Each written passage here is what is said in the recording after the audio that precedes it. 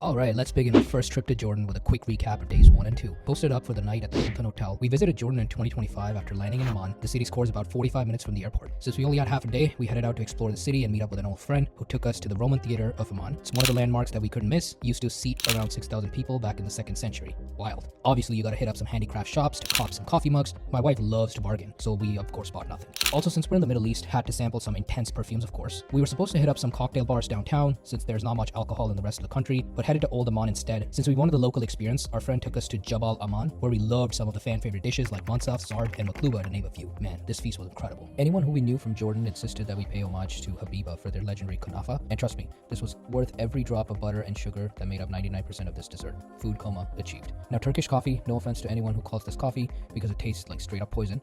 Again, no offense. Now, for day 2, and wow. If you're thinking of renting a car, highly recommend. Jordan surprised us with how calm and disciplined the other drivers on the road were. Outside of the major cities, the traffic is barely noticeable, so you have large stretches of highway to cruise and enjoy literal heaven outside your windows. Stop every kilometer to take some fire landscape shots until we reached our goal destination for a few years now, the Dead Sea. Man, if only I can explain how magical this looks in real life. Good thing we went in April, which gave us blessed clear weathers with not a lot of heat.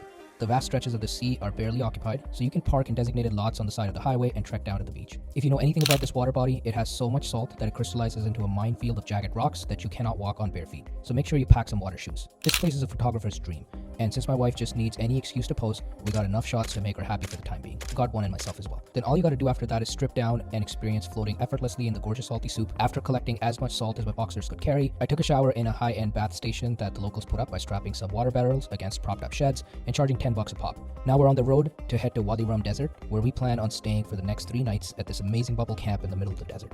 The scenic views getting there, again, were out of a magazine. More about that desert experience in the next video. Till then, like, subscribe, and follow us on our Instagram for fire shots. See ya.